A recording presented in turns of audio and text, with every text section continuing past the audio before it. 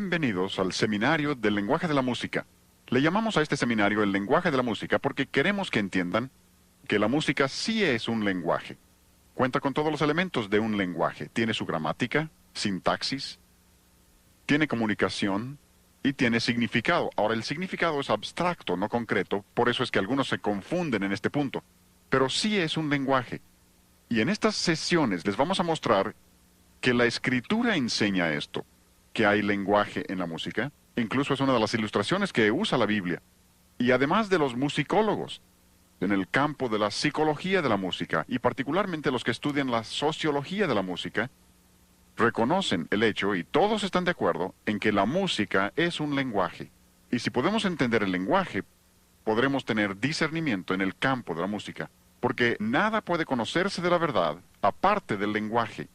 Esa es una aseveración de un gran filósofo, y él reconoce el hecho de que si no nos ponemos de acuerdo respecto a los términos de nuestro lenguaje, si no estamos de acuerdo sobre los significados de nuestras palabras, no habrá comunicación entre nosotros. Así que si no entendemos lo que se está diciendo en ese lenguaje, no habrá una comunicación correcta. Así que es importante que entendamos que la música es un lenguaje y debemos saber cuáles son los elementos de ese lenguaje si vamos a entender la música. Ahora, el seminario se divide en 6 sesiones. La primera sesión que veremos hoy se llama El Dios de la música. ¿La música fue una idea tardía de Dios? ¿O es algo que forma parte permanente de la economía divina? A la segunda sesión le llamamos El mensaje de la música. ¿Qué es lo que se está comunicando? ¿Puede la música comunicar ideas? ¿Puede la música comunicar algo? ¿Y podemos entender lo que la música está comunicando? La tercera sesión se llama el sonido de la música. Si la música comunica, ¿cómo sabemos qué sonidos comunican qué cosa? ¿Podemos entender? ¿Habrá principios que nos muestren cómo debe ordenarse nuestra música? Luego, el mensaje número 4 versará sobre lo que llamamos el evangelio de la música. ¿Se relaciona la teología con la música? Y tenemos ciertos tipos de música. ¿Habrá también ciertos tipos de teología que van con esa música? En el mensaje número 5 hablamos acerca de los efectos de la música. ¿Nos afecta la música? Y si nos afecta, ¿cómo nos afecta? ¿Y qué es lo que nos afecta? Y si entendemos eso, podemos entonces saber qué clase de música debemos tener por los efectos que produce. Y luego en la última sesión, hablaremos acerca del propósito de la música. ¿Para qué nos dio Dios la música? ¿Para qué la tenemos? ¿Cuál es el propósito básico, subyacente, y para qué nos dio Dios la música? Y así completaremos el seminario del lenguaje de la música, y espero que estén presentes en estas 6 sesiones para que aprovechen todo lo que estamos diciendo y tengan el contexto, porque no hay que tener las cosas fuera de contexto. Así es como sabemos también que la música es un lenguaje, tiene contexto. Y si tomas un sonido equivocado y lo pones en el lugar equivocado, lo tienes fuera de contexto. Y mucho de lo que se estudia en la escuela de música es cómo armar ese contexto y saber qué es lo que cabe en cada contexto. Así que espero que no se pierdan ninguna de las 6 sesiones para que tengan el panorama general de lo que Dios nos está diciendo acerca de la música. Queremos usar como lema para nuestro tiempo juntos la palabra de Dios. Y una de las primeras cosas que descubrimos viene de 1 Corintios, capítulo 14, versículo 7. Ahí el apóstol Pablo, y hablando de lenguaje, saben que los capítulos 12 al 14 de 1 Corintios tiene que ver con lenguaje, y Pablo está corrigiendo los abusos ahí en la iglesia de Corinto. Y lo que usa como ilustración en el capítulo 14 es la música. Porque llega al versículo 7 y dice, si la flauta o la cítara, y hablaremos después de lo que significan algunas de las palabras que se usan para esos instrumentos. Pero dice, si no dieren distinción de voces, ¿cómo vas a saber lo que se está comunicando? O sea que Pablo está diciendo, miren, se trata de un lenguaje. Y luego en el versículo 8 continúa y dice, si la trompeta diere sonido incierto, ¿cómo vas a saber lo que debes hacer? Si debes ir a pelear, si te están llamando a levantarte en la mañana, ¿cómo vas a saber si no conoces el lenguaje? Y como veremos más adelante, aún en este pasaje, donde muchas veces hemos pensado que se refiere a la letra, en la mayoría de los casos, se está refiriendo a la música misma. Y dice, si diere un sonido incierto, o sea que si no conoces el lenguaje, ¿cómo vas a saber lo que debes hacer? Así que toda nuestra tesis está fundada en un principio bíblico que se aplica a todas las áreas de la vida. En este seminario solo vamos a aplicarlo al área de la música, pero esto se aplica a toda la vida. Nuestro lema para las 6 sesiones será Efesios 5:10. El versículo dice que tú y yo como creyentes debemos de estar comprobando lo que es agradable al Señor. Vamos a repetir el versículo juntos empezando por la cita. ¿Vamos? Efesios 5:10. Comprobando lo que es agradable al Señor. Observen ahí la palabra comprobando. La palabra comprobando, en este caso, como en muchos otros en la Biblia, significa poner a prueba las cosas. Dios quiere que pongamos a prueba las cosas. Algunos dicen, pues cuando haces eso estás juzgando. No. Juzgar es pronunciar sentencia sobre alguien o algo. Y aunque la Biblia nos pide en ciertos casos que hagamos eso, aquí no se está refiriendo a eso. Aquí se refiere a poner a prueba. Ponemos a prueba casi todo. Supongamos que voy al médico. Me dice que tengo un tumor cerebral y quiere hacerme una cirugía de cerebro. Estando ahí en el quirófano me mira y me dice, hay algo que debes saber antes de comenzar. Le pregunto, ¿qué cosa? Dice, nunca he estudiado medicina, pero amo mucho a la gente. Y le digo, ya me daba temor cuando creía que sabía lo que estaba haciendo. ¿Por qué? Quiero que sea probado, quiero que apruebe. Supongamos que te subes a un avión, se dirige a la pista del aeropuerto para despegar, y se oye la voz del piloto que anuncia, amigos, deben saber algo antes de volar el día de hoy. Te preguntas, ¿qué irá a decir?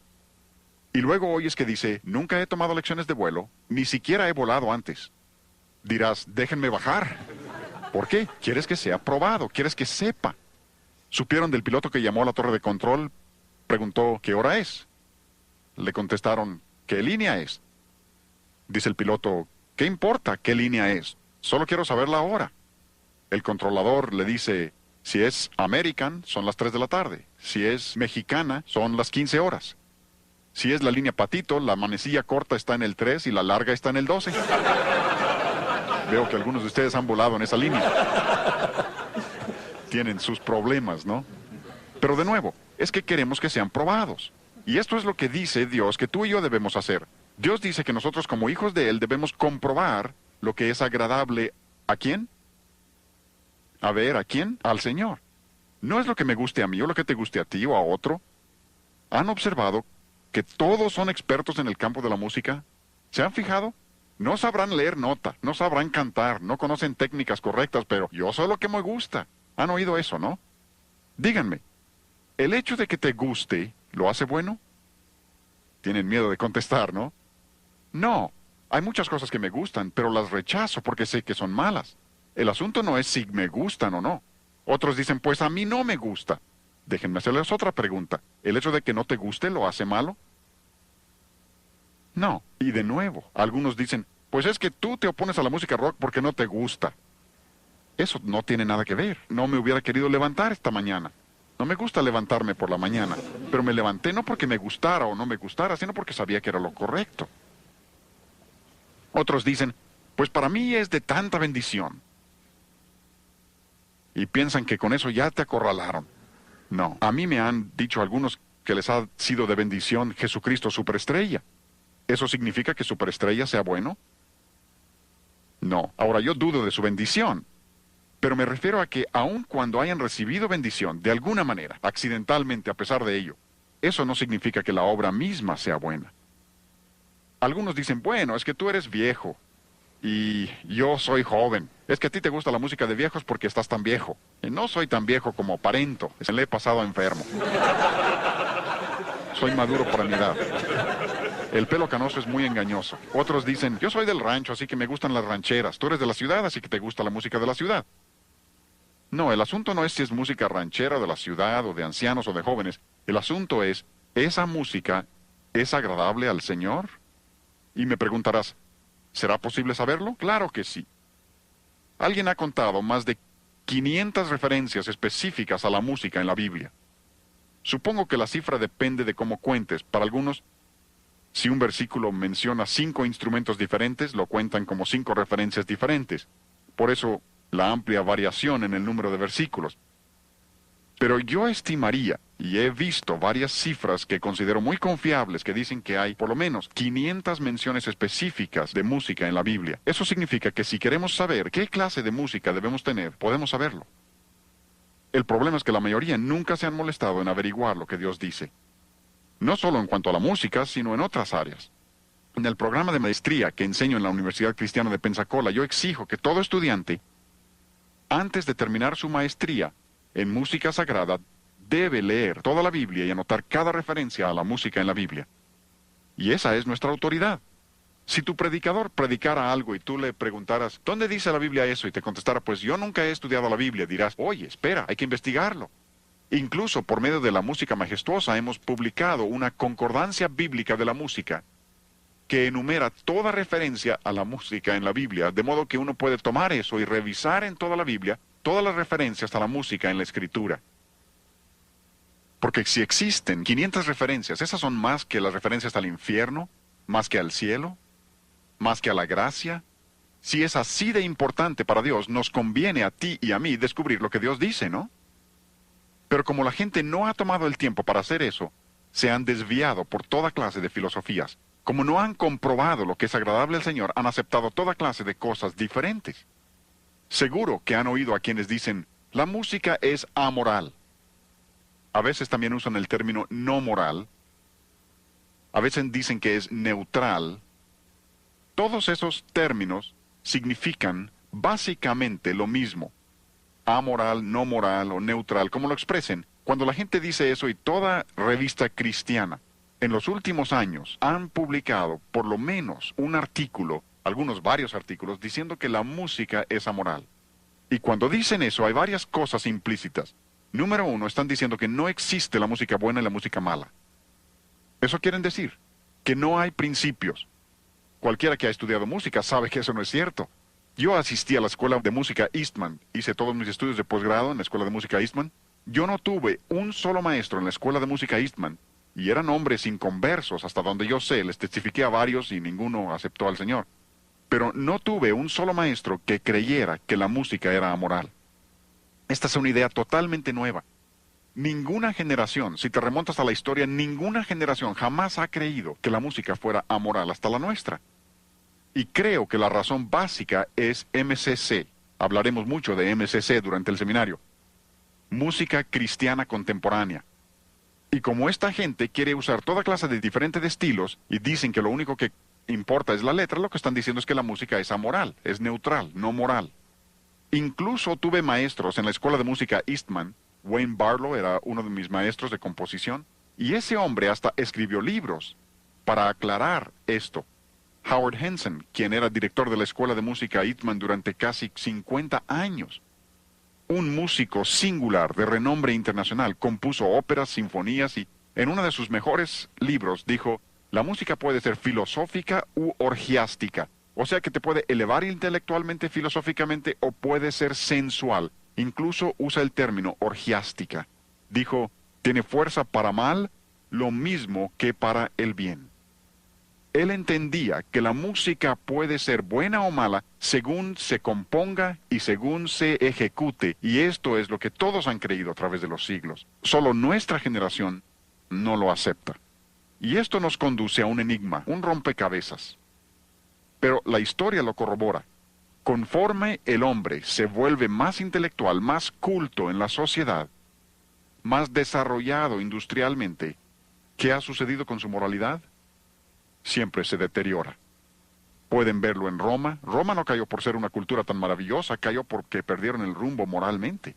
Grecia lo mismo. Egipto lo mismo. Estados Unidos, nuestro país.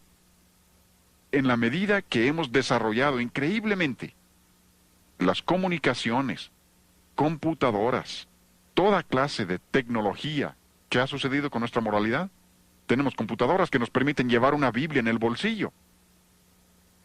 Pero al mismo tiempo, nuestra moralidad se ha deteriorado. Tenemos problemas terribles con toda clase de inmoralidad, enfermedades venéreas y todo lo que lo acompaña. ¿No es increíble?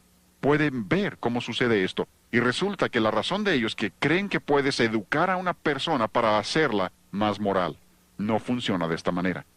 No se hace moral a las personas mediante educación. Otra cosa que dicen, no solo dicen que la música no es ni buena ni mala, cuando dicen que la música es amoral. Otra cosa que están diciendo estos que creen que el razonamiento amoral y el pensamiento amoral, y hay muchos, ese es el pensamiento de nuestra época, y lo que están diciendo es que a Dios no le interesa qué clase de música usamos. A Dios no le importa. Para Él es lo mismo. Si quieres usar rock pesado, está bien, mientras la letra sea buena. Si quieres usar rock punk o rock thrash, le llaman punk thrash, metal pesado, aunque le llamen metal celestial, es lo mismo. Si quieres usar eso, por Dios no hay problema, le da igual. Y nada podía estar más lejos de la verdad. He consultado varios diccionarios seculares. Estos no son diccionarios bíblicos, son diccionarios seculares para ver cómo definen el término amoral. Un diccionario dice que amoral significa sin sentido de responsabilidad moral. Y creo que es muy acertado. Tengo varias objeciones contra la enseñanza de educación sexual en nuestras escuelas públicas. Tengo varias objeciones. Pero una de las objeciones más grandes es que lo están enseñando como un asunto amoral. Tú y yo sabemos que moralidad sí está estrechamente relacionada con la sexualidad. No se pueden separar las dos cosas. Tengo varias objeciones contra el movimiento pro-aborto, pro-elección, según le llaman. Creo que le deben llamar pro-homicidio. Tengo varias objeciones, pero una de las objeciones más grandes es que lo están presentando como un asunto amoral. O sea que puedes matar a una persona que aún no ha nacido y decir que no tiene nada que ver con principios morales. Pero esta es la filosofía de nuestra época, ha penetrado a todas las áreas de nuestra vida. La educación sexual, medicina, aborto. Una de las cosas que son interesantes para mí al descubrir esto es que muchos médicos en la actualidad no toman el juramento hipocrático que tomaban todos los médicos hasta hace pocos años. ¿Y por qué? Porque una de las cosas que promete el juramento hipocrático, entre otras cosas, es que particularmente no asistiré a una mujer para la obtención de un aborto. Eso es parte del juramento que hacían los médicos. Con razón, muchos de ellos no la quieren tomar. Y la razón por la que han adoptado esa postura es que, según dicen, es amoral. No es algo que sea afectado por ningún principio moral. ¿Hasta dónde puede llegar la necedad? Ahí es donde los diccionarios son perfectamente acertados. Otro diccionario dice, amoral significa incapaz de distinguir entre lo bueno y lo malo. Y eso también es muy acertado, porque estas personas que hablan de razonamiento amoral y pensamiento amoral, por ejemplo en el campo de la música, los que creen que la música es amoral, y que puedes tener rock o rock pesado o metal pesado, lo que sea, y llamarle cristiano, pronto pierden su sentido de lo bueno y lo malo también. Pronto pierden el sentido, como les mostraré en la sesión 4 cuando hablemos acerca de los evangelios de la música, y que la mejor táctica de Satanás para introducir su evangelio falso a las iglesias es por medio de la música. Y la razón es que cuando han aceptado una música incorrecta, luego pierden el sentido de lo bueno y lo malo, y no pueden distinguir la verdad del error. Ese es un ejemplo perfecto de eso. Y Dios comenta respecto a esto. En Isaías capítulo 5, versículo 20, la palabra de Dios dice, ¡ay de ellos! Dios pronuncia una maldición sobre esa clase de razonamiento. Y Dios incluso condena a las personas que piensan de esa manera. ¡Ay de aquellos que a lo malo llaman bueno y a lo bueno malo!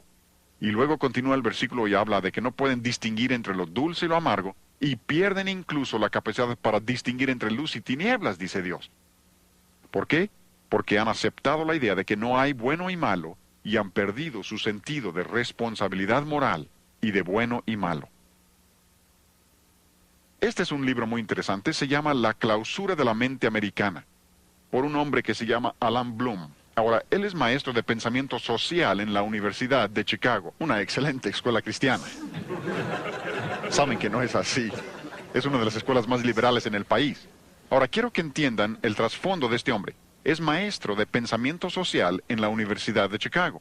Cuando recién salió su libro, los liberales estaban fascinados, elogiándolo a más no poder. Luego de pronto entendieron lo que estaba diciendo. Y ya no les gustó tanto. Pero él toca varios puntos con mucho acierto. Oigan lo que dice. Bien pudiera ser que la locura más grande de la sociedad le parezca normal a ella misma. Esa es una cita formidable. ¿Ven? Porque el aborto es una locura absoluta. Se nos ponían los pelos de punta cuando leíamos de madres en la India que arrojaban a sus bebés al río Ganges. Nuestro país ha ido mucho más allá. Las últimas cifras que yo vi reportaban que nuestro país en este momento está matando bebés antes de que nazcan a razón de más de 4,000 diarios. 4,000 diarios.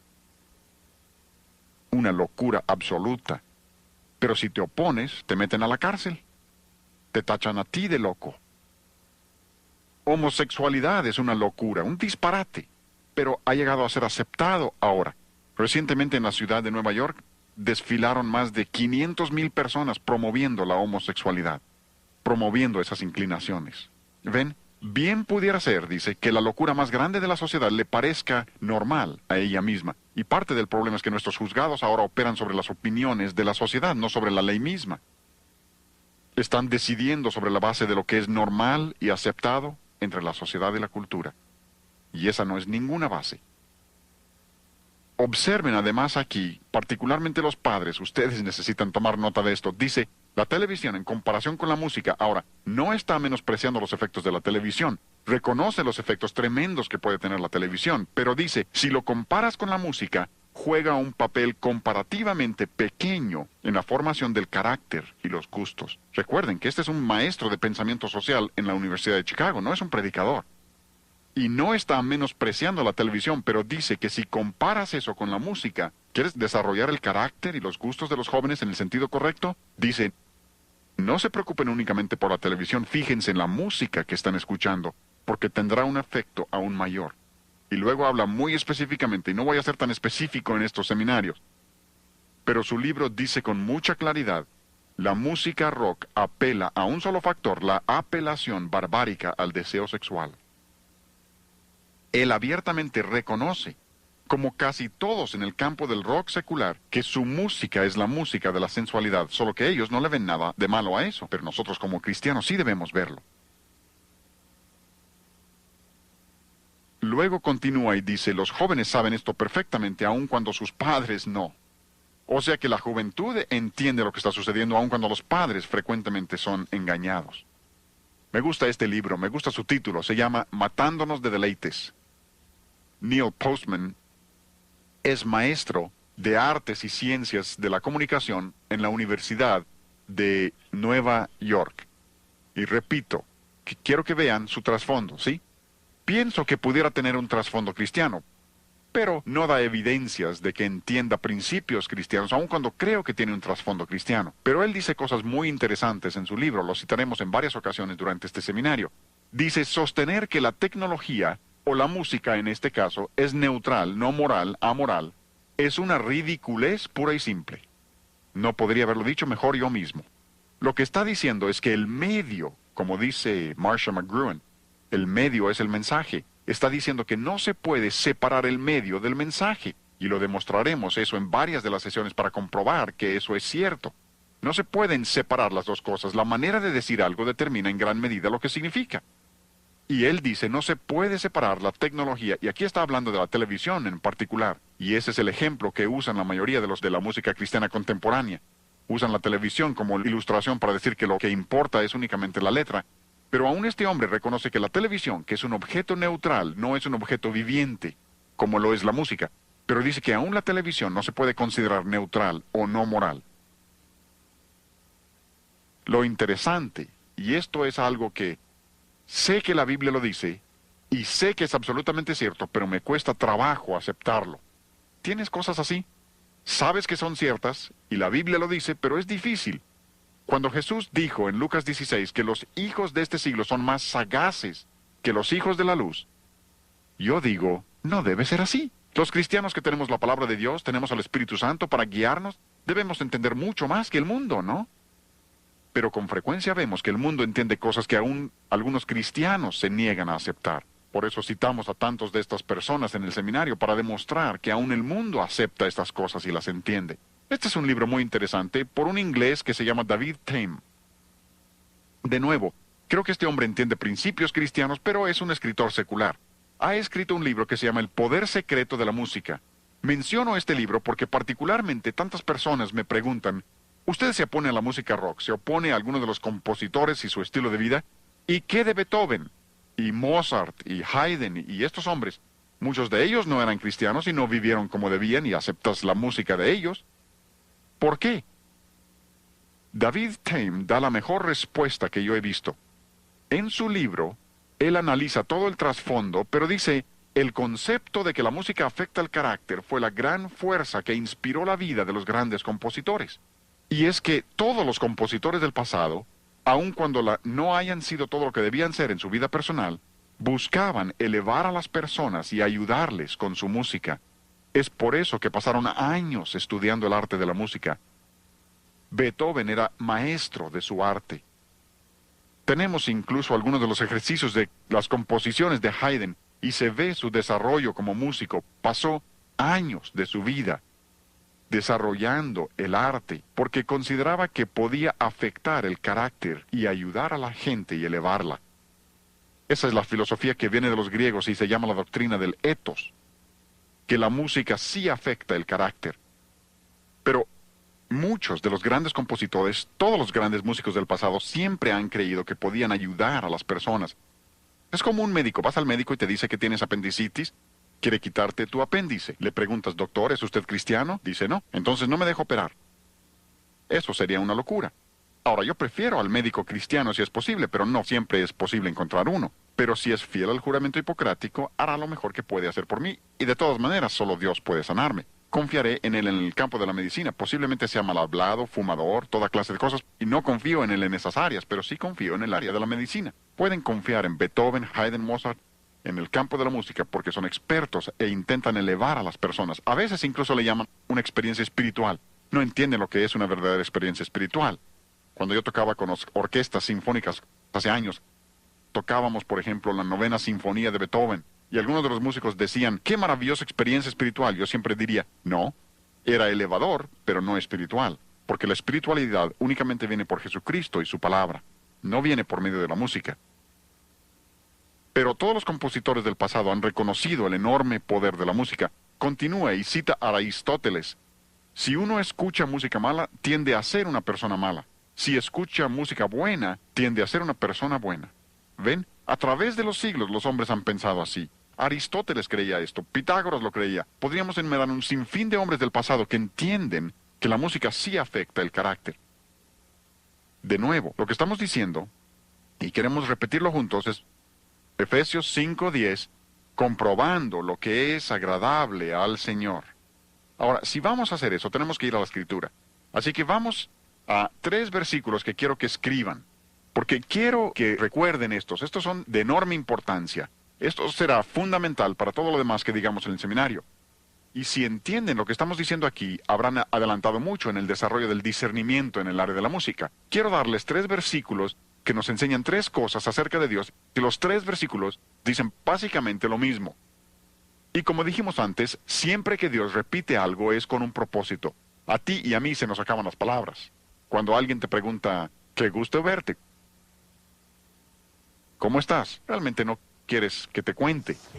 Si te empieza a contar del dedo que le duele y de sus caries, realmente no querías saber eso, solo es una manera de saludar. Pero Dios no hace eso. Cuando Dios repite algo es con un propósito. Y Dios repite esto 3 veces. La primera vez está en Éxodo, en el primer canto que la Biblia contiene, Éxodo 15:2. Esto está en los libros históricos. Si pasamos a los libros poéticos, en el Salmo 118:14 encontraremos la misma verdad. El segundo grupo importante del Antiguo Testamento, la misma verdad. Si pasamos a los libros proféticos, el tercer grupo importante, en Isaías 12:2, encontraremos la misma verdad. Y para mí es interesante, además, que Dios enseñe esto en las 3 secciones importantes del Antiguo Testamento. Y uno de los lugares es el más interesante que les mostraré en un momento. Pero los 3 versículos dicen lo siguiente, de una manera u otra. Jehová, se refiere al Señor, Yahvé, Jehová es mi fortaleza y mi cántico, y ha sido mi salvación.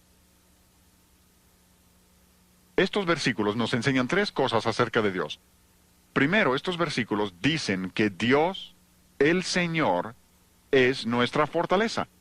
Él no solo nos da fortaleza como cristianos, Dios es nuestra fortaleza. ¿Entienden eso? Jesús lo dijo de esta manera. En Juan capítulo 15 dice, yo soy la vid, vosotros sois los pámpanos. Si los pámpanos no permanecen en la vid, ¿qué sucede? Se seca, muere. ¿Por qué? Porque la vid es la fortaleza de los pámpanos. Por eso dijo, Sin mí nada podéis hacer. Tenemos que permanecer en Cristo. Jesús dijo, tienen que permanecer en mí.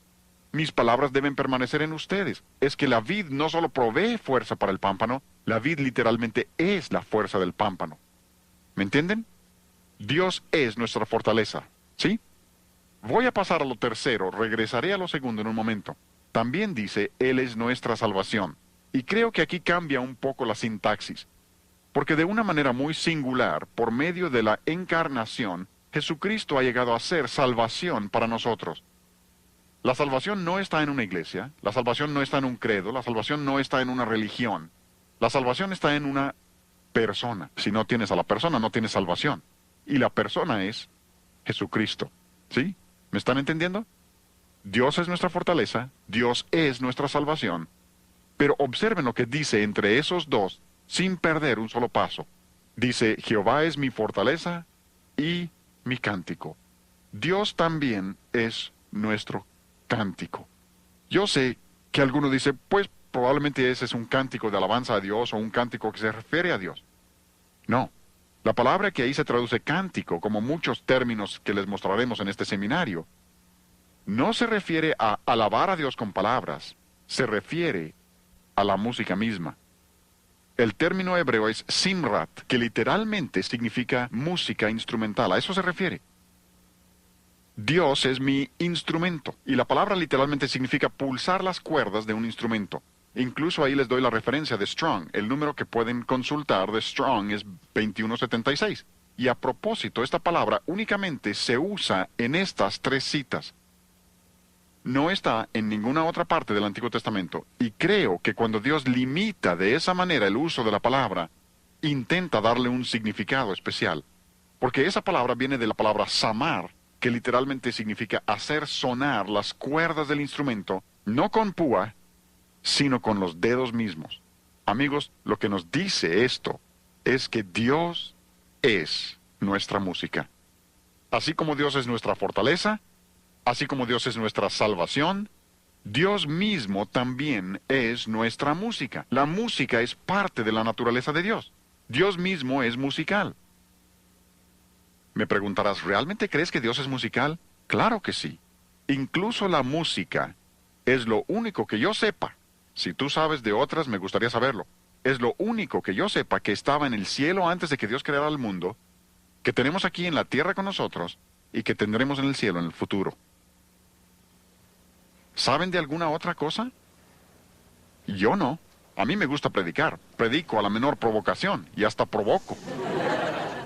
Pero allá no necesitaremos predicación, pero sí cantaremos. Tendremos música, música instrumental. Apocalipsis habla de música instrumental. ¿Saben por qué? Porque Dios es musical. Es parte de la naturaleza de Dios.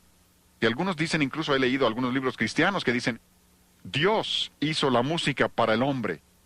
No, Dios no hizo la música para el hombre. Había música en el cielo antes de que Dios creara al hombre. Incluso leí un libro cristiano, ¿se imaginan? Dice, el hombre aprendió a producir música imitando a los animales. Este ha aceptado la evolución y ni cuenta se ha dado. El hombre produce música porque Dios es musical, y cuando Dios nos hizo a su imagen, nos hizo a nosotros musicales también. ¡Qué emocionante!, ¿no? La música es parte de la naturaleza de Dios. Eso significa, y óiganme muy bien, esto es importante, y no les estoy enseñando verdades nuevas, ¿sí? Si es verdad nueva, es herejía. Lo que les estoy enseñando es algo que yo considero ha sido descuidado en el entendimiento de las personas. Pienso que hace siglos la gente entendía esta verdad. Y en nuestra generación, cuando tenemos más proliferación de la música, tenemos menos entendimiento de ella. Yo recuerdo, y esto como adulto, haber manejado mi auto pensando, ¿no sería maravilloso poder tener un tocadiscos en el auto? Y pensé, nunca se podrá porque no hay manera de hacer que la aguja permanezca en el disco. Ahora hay tocacintos, compact disc, puedes estar escuchando una sinfonía grabada hace años en algún lugar de Europa. ¿Cómo le hubiera gustado eso a Bach? Pero al mismo tiempo que tenemos esa proliferación de música, tenemos menos entendimiento del significado de la música y su mensaje. Pero Dios es musical y eso significa que la música ha existido desde que Dios existe. ¿Oyeron eso? La música ha existido cuando cantamos juntos, cuando alabamos a Dios en nuestras iglesias. Estamos haciendo algo que Dios ha tenido desde la eternidad. Y nosotros lo haremos por la eternidad. Aquí solo estamos practicando un poco. Si eso no te emociona, tienes descompuesto el emocionador. Es que la música es parte de la naturaleza de Dios. Ahora lo que sigue se va a poner un poco técnico, pero quiero que vean que sí existen pruebas de lo que estoy diciendo. Por ejemplo, en Sofonías 3:17 dice, Jehová está en medio de ti, poderoso, Él salvará, se gozará sobre ti con alegría, callará de amor, y ¿saben qué más dice? Se regocijará Dios sobre ti, su Hijo, con cánticos. Dios dice que cuando tú y yo hacemos lo correcto, ¿qué hace Dios? Canta. Así dice. Dios canta. Incluso, eso es fascinante si lo estudian a través de toda la Escritura, que Dios no solo canta, sino que toca la trompeta. Zacarías 9:14. Y Jehová el Señor tocará trompeta. El Señor toca. Así dice. No discutan conmigo, discutan con Dios. Dice, y Jehová el Señor tocará trompeta. Así dice la Escritura. Dios toca la trompeta. Y esto es fascinante para mí. Nunca había reparado en esto hasta hace poco, que cuando llegas a 1 Tesalonicenses 4:16, donde habla del regreso del Señor, ¿saben qué dice? El Señor mismo, con voz de mando y con voz de arcángel y con trompeta de Dios, descenderá del cielo. Y si comparas eso con el pasaje de Zacarías, verás que Zacarías 9 también está hablando de la segunda venida del Señor. Y bien pudiera ser que Dios mismo es el que toca la trompeta. Dice, con voz de mando y con trompeta de Dios descenderá. Pudiera ser. ¿Por qué? Porque Dios es musical. Y creo que una de las cosas más interesantes en cuanto a esto es que Jesucristo mismo cantó cuando estuvo en esta tierra. ¿Cómo lo sé? Mateo 26:30. Jesús está con sus discípulos en el aposento alto, está a punto de salir al huerto y a la cruz. Y dice que una de las últimas cosas que hicieron, lo último dice que hicieron, y cuando hubo, ¿qué? Cuando hubieron cantado el himno. Cantaron un himno. Ahora, si conoces la historia de la Pascua, sabrás que había varios salmos, llamados los salmos Jalel. Desde el 111 hasta el 118 les llaman los salmos Jalel, o si gustan los salmos Aleluya. El 111 y 112 realmente son introducción a la sección. 113 al 118 se llaman los salmos Jalel egipcios, porque eran los que se cantaban en la Pascua. El salmo 113 y 114 se cantaban antes de cenar. Los salmos 115 al 118 se cantaban después de la cena de la Pascua. ¿Me entienden? Y bien pudiera ser que lo último que Jesús cantó con sus discípulos fuera el Salmo 118. ¿Recuerdan lo que dice el Salmo 118? El versículo 14. Mi fortaleza y mi cántico es Jehová, y Él me ha sido por salvación. ¿Pueden imaginar a Jesús cantando con sus discípulos en esa cena y diciéndoles, Jehová es mi fortaleza, voy a la cruz, pero Jehová es mi fortaleza, y Él es mi cántico, y ahora va a ser mi salvación? Y luego ir a la cruz para hacer salvación para ti. Y lo cantó con sus discípulos. Dios canta, Dios es musical, eso es parte de la economía de Dios.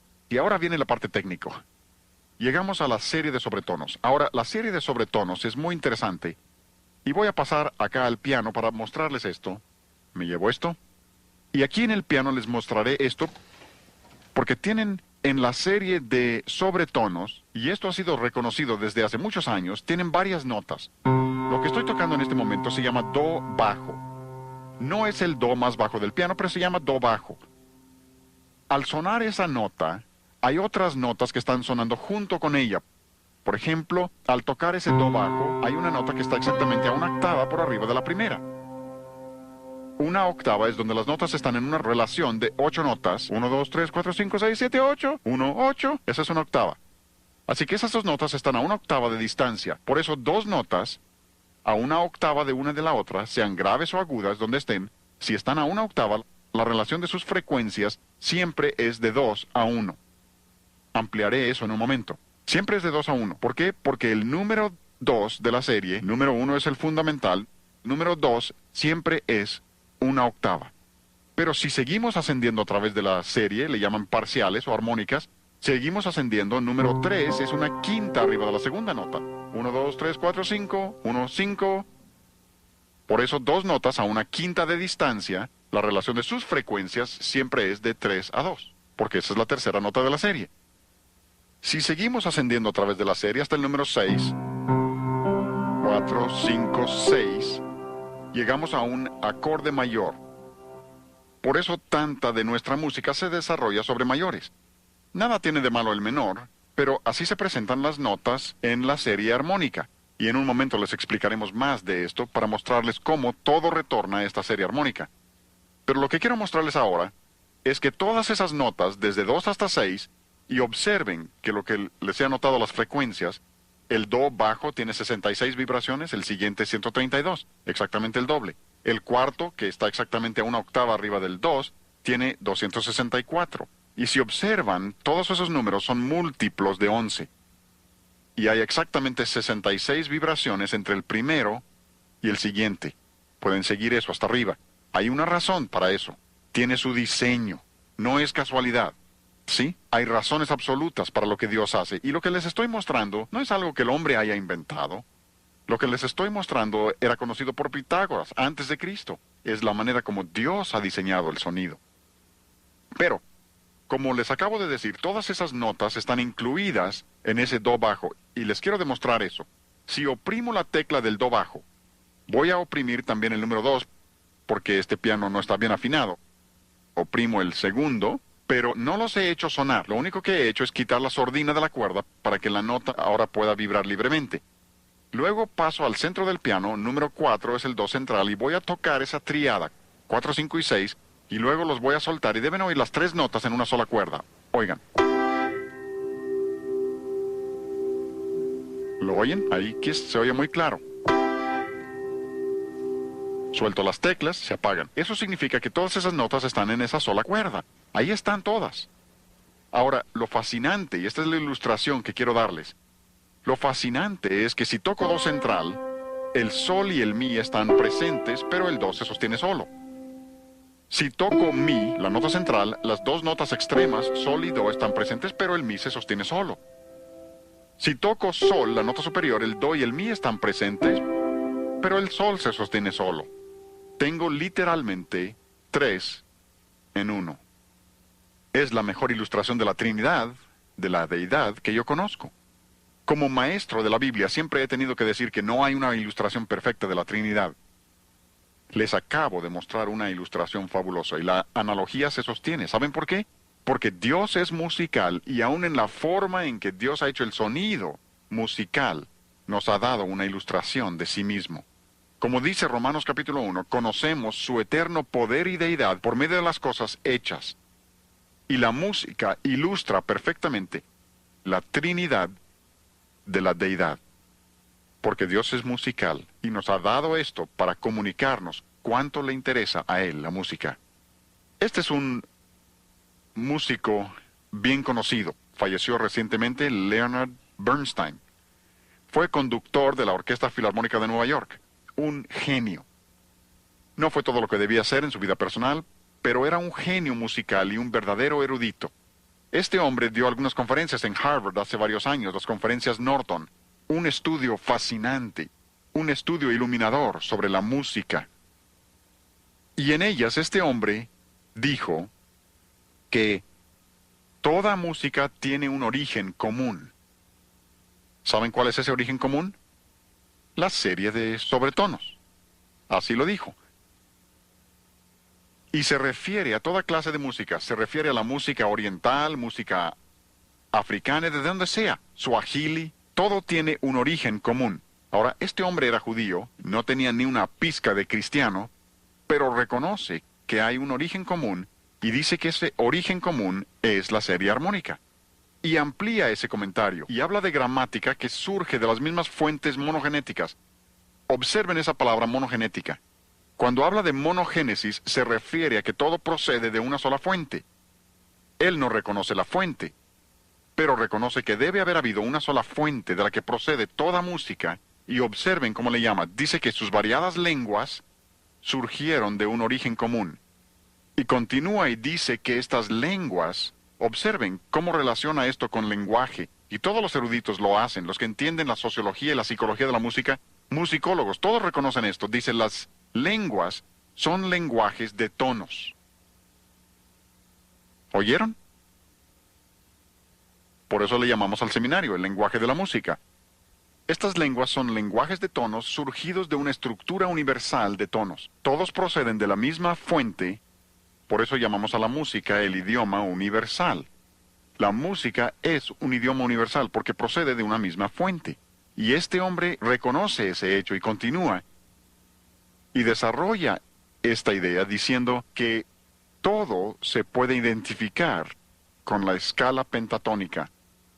Es asombroso, porque la escala pentatónica surge de la serie de sobretonos, y no voy a tomar tiempo para mostrarles eso hoy, ya hemos visto mucho técnico, pero surge de la escala pentatónica y esa a su vez de la serie de sobretonos, y muchos de los cantos que ustedes y yo cantamos son pentatónicas y ni cuenta nos damos. Si quieren saber lo que es una escala pentatónica, van al piano y tocan todas las notas negras y tienen una escala pentatónica. Es una escala de 5 tonos. Les tocaré una pieza irlandesa que ustedes conocen. Irlandeses y escoceses hacen lo mismo, tocada con gaitas escocesas, tocando esta melodía que ustedes reconocerán.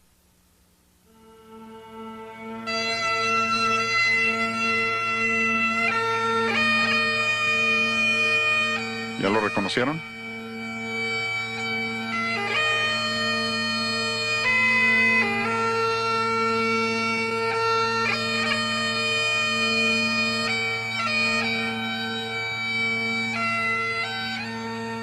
Y si oyen esa melodía hasta el final, verán que es una tonada pentatónica.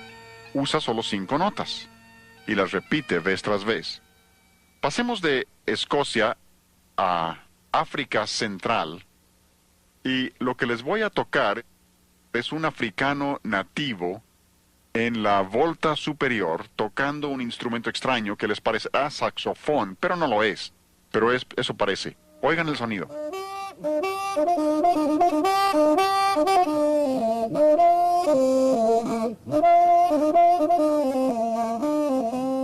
De nuevo, observan, tienen la escala pentatónica, incluso son las mismas notas del primer ejemplo, las mismísimas notas. África, Escocia. Esa escala pentatónica es parte de la monogénesis. Tenemos varios himnos que cantamos. Si cantan, cuán firme cimiento se ha dado a la fe. Esa es una melodía pentatónica. O, oh corazones te ofrecemos, Dios. Y así sucesivamente. ¿Cuántos cantos que conocemos? Lo mismo que en cualquier país, descubrirán que muchas de las melodías originales, los nativos de ese país, proceden directamente de la escala pentatónica. ¿Por qué? Porque hay una sola fuente. Ahora, el señor Bernstein dice que su desarrollo se llevó 10 millones de años.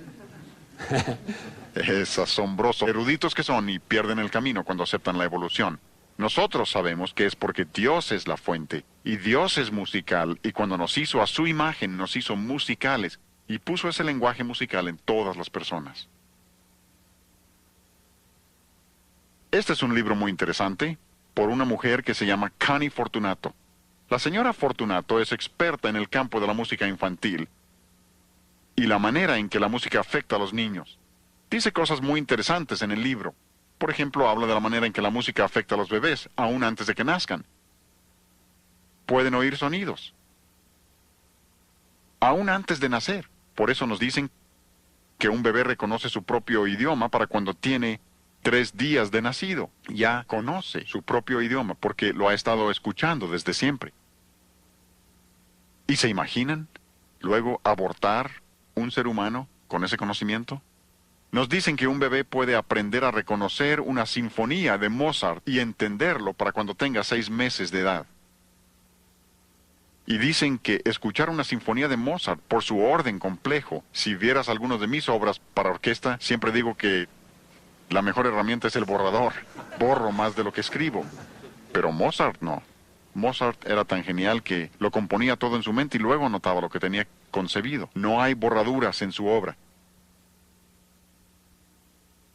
Y dicen que esa organización compleja ayuda al niño a organizar sus pensamientos.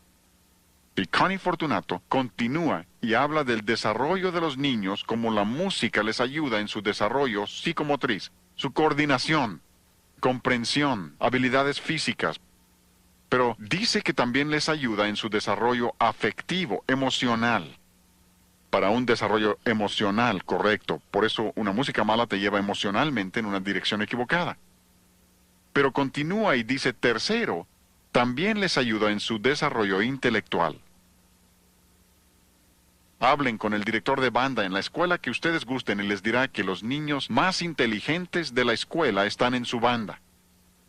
No es que los más inteligentes estén en la banda o en la orquesta, es que estar en el campo de la música los hace más listos. Ayuda a su desarrollo intelectual. Así que la música nos afecta de muchísimas maneras.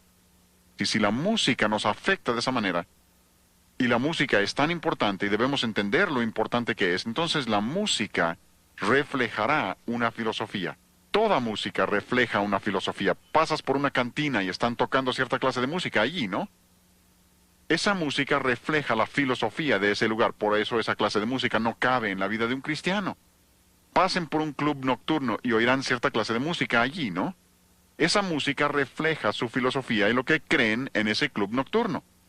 Por eso no debemos tener eso en nuestras iglesias ni en nuestros hogares. Muchas difusoras cristianas, no todas, muchas han tomado ese sonido de club nocturno y lo han introducido a nuestros hogares, enseñando a nuestros jóvenes a familiarizarse con ello y a disfrutarlo. Y con ello han destruido la separación que Dios quiere que haya entre nosotros y el mundo. Porque si su música no nos parece mala, el lugar tampoco nos parece tan malo. Refleja una filosofía. Y creo que necesitamos reconocer esto. Nuestra música sagrada refleja nuestro concepto de Dios. Toda música sagrada que usemos refleja lo que creemos acerca de Dios. Si usas música majestuosa como música sagrada, es porque crees en un Dios majestuoso.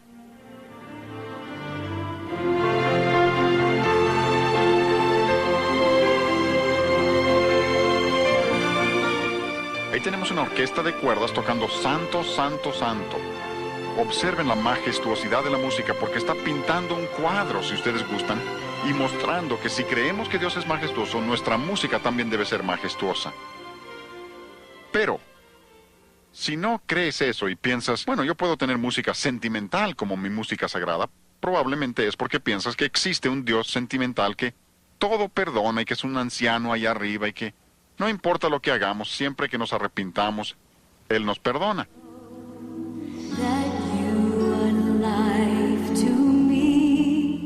Oyen el son de club nocturno, mundano, velado, sensual, que usaría un cantante de club nocturno, y se supone que esa es música sagrada, es puro sentimentalismo, o peor, sentimental. Pero podemos ir más allá. Si tienes música pop como tu música sagrada, es porque crees en un Dios pop.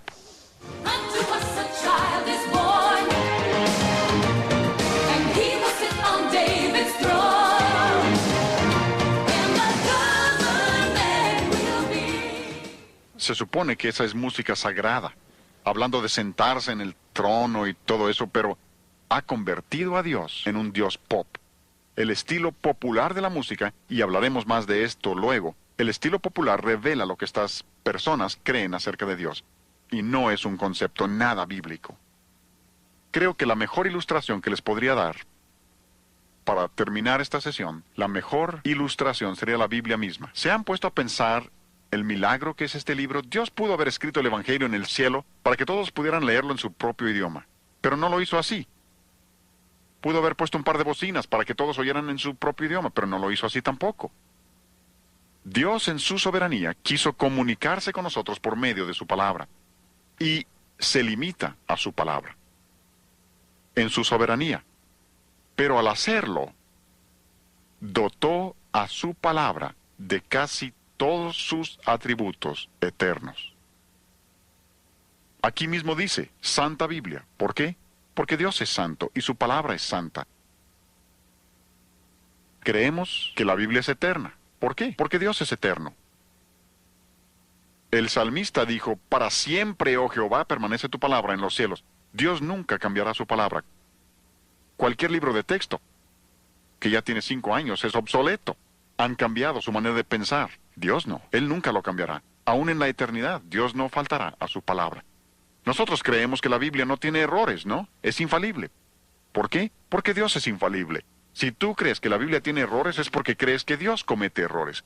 Y cuando Dios eligió comunicarse con nosotros por medio de su palabra, dotó a su palabra de todos sus atributos eternos.